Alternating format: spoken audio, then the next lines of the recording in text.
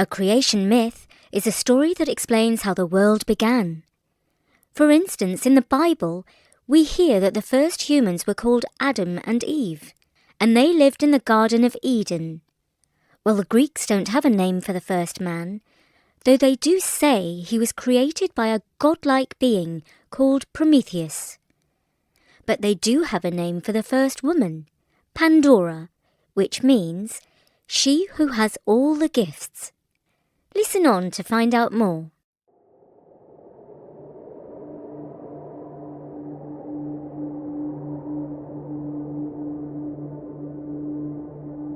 Long, long ago, before humans walked the earth, the world was watched over by Gaia, the Earth Mother of all things, and Uranus, the Sky Father. These were the first gods. They were the elements who did not just make the world, they were the world. These first gods gave birth to a race called the Titans, who looked like humans, only they were giants who had superpowers. Uranus, the sky god, was afraid of his children, fearing they might rebel against his rule. To keep his throne safe, he imprisoned them beneath the surface of the earth, where all they could do was rage and shake the ground. Now Gaia, the earth goddess, loved her children and wanted to set them free. To help them, she made a sickle. Imagine a shiny, sharp blade curved like a crescent moon. She placed this sickle into the hands of her eldest and strongest son, Kronos. Holding the sickle high, Kronos cried out, "Revolution!" and led the Titans up to the surface of the world.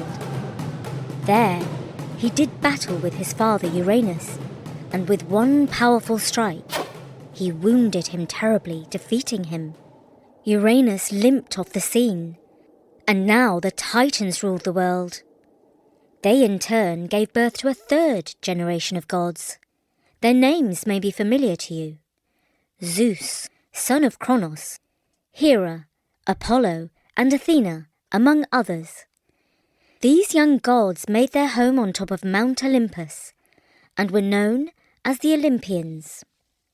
But before too many eons had gone by, the wheel of fortune turned once more.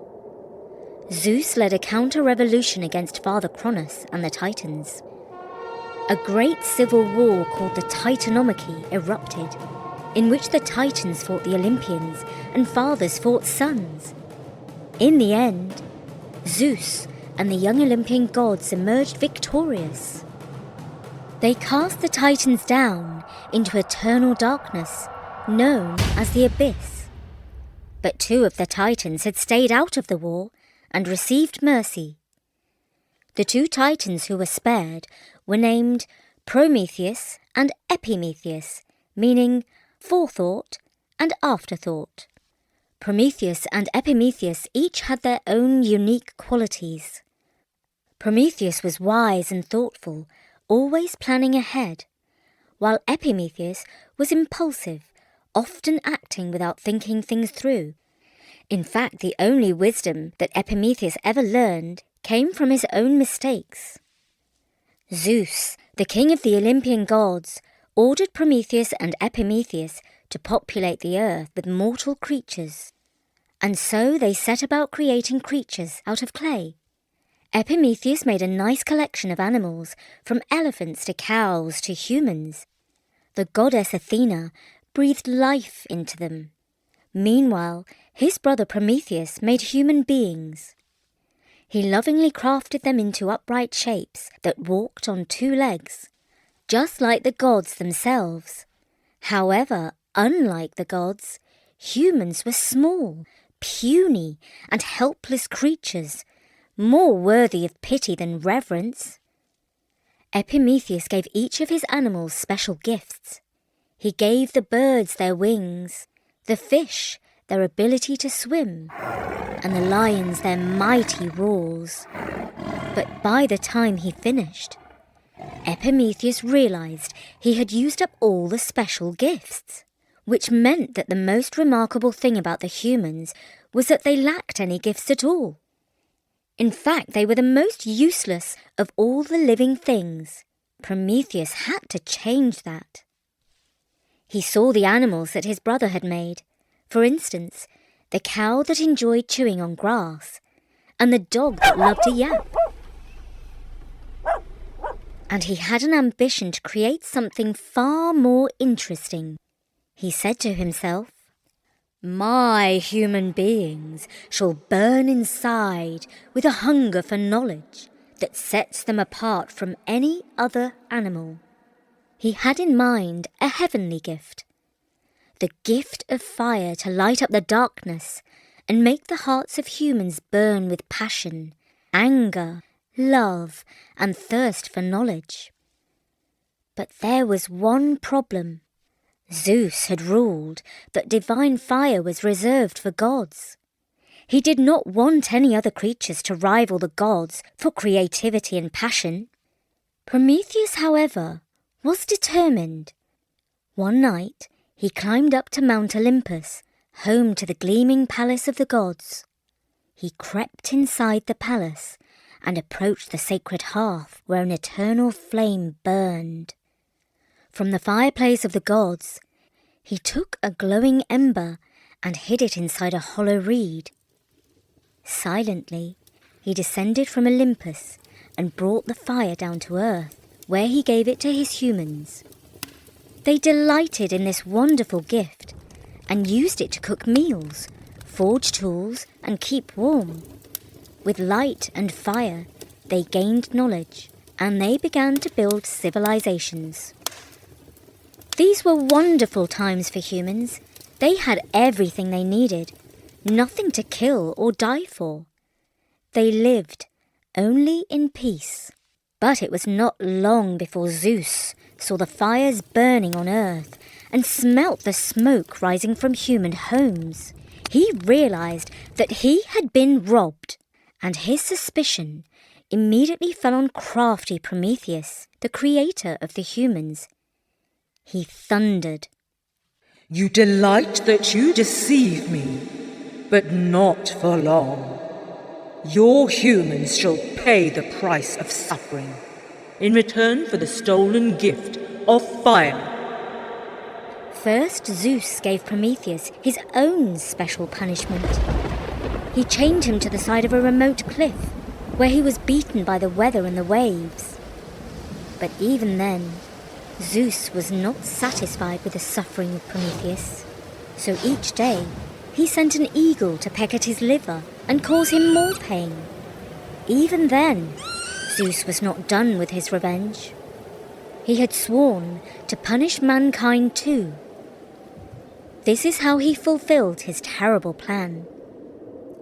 He ordered Hephaestus, the worker god who used a hammer and an anvil to create the first woman. He was to make her out of earth and seawater. Hephaestus fashioned a lovely being, and the other gods gave her special gifts. Aphrodite gave her beauty and the face of a divine goddess.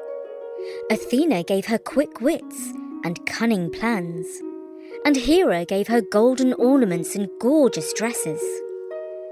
And finally, Hephaestus gave her his own evil gift, a sense of entitlement, which meant that she believed the world owed her everything just because she was beautiful and smart. Zeus called this woman Pandora, she who has all the gifts. She had everything good, all except a good heart. And Zeus had yet one more gift for this lovely creation. He gave her a mysterious jar and warned her never to open it. Hermes brought Pandora down to earth and presented her to King Epimetheus, who immediately fell in love with her. Epimetheus was, you might recall, the brother of Prometheus, and was noted for acting in haste and repenting at leisure. Epimetheus, in his foolishness, forgot the words of his wise brother, that he should never accept a gift from Zeus, but should always send it back. He could not help himself, Pandora was too beautiful. He immediately asked Pandora to marry him, and she agreed. It was a decision he lived to regret. Some time after she was married and living a perfect life in the palace, she became restless and bored with her married bliss. "The gods gave me as a gift to Epimetheus," she said to herself, and he couldn't believe his eyes. He had never seen any living being as beautiful as me. But has he shown his gratitude? No! He soon forgot how lucky he was to have me. And now I am neglected and overlooked. But I know what I can do. I have this jar given to me by Zeus. It's mine, and I have a right to open it and enjoy all the divine gifts that are inside of it. So that's exactly what I shall do." Curiosity got the better of her, and she opened the jar. As soon as she had lifted the lid, a tornado of evils and sorrows that had been trapped inside rushed out. Pandemics, envy, greed, and more. Thousands, no, millions of troubles spread around the world and infected the hearts of every human. Thus, the life of humans changed profoundly, for the worse. No more leisure. Instead, humans had to toil in the hot sun to grow their food. No more peace. Instead, humans fought wars against one another. No more long life. Instead, humans grew old and sick and senile. Terrified, Pandora quickly closed the jar, but it was too late. From that day on, humans experienced suffering. Suffering is the punishment that Zeus has given to humankind because we enjoy the stolen gift of fire, a gift that was meant to be reserved for the gods. Only one property remained inside Pandora's jar: hope. Hope was all that humans had left. Some might call it foolishness. Some might call it the emotion that keeps us going. But humans always live in hope that one day life will get better and suffering will come to an end. And that was the story of Pandora, the first woman. We also heard about Prometheus, who stole fire from the gods. These stories were written down by a Greek poet called Hesiod, who lived around 700 to 800 years before the birth of Christ. Hesiod was a shepherd. One day when he was watching his sheep on Mount Helicon, he came across the Muses. Or at least, that's what he claimed. The Muses were the 9 goddesses of inspiration. They were believed to give poets, musicians, and artists the creativity and wisdom to produce their works. When Hesiod met the Muses, they inspired him to tell stories about the gods, heroes, and everyday life. So when we read about Pandora and Prometheus, we're not just hearing exciting tales, but we're also connecting with a part of human history and culture. We very much hope you enjoyed this story,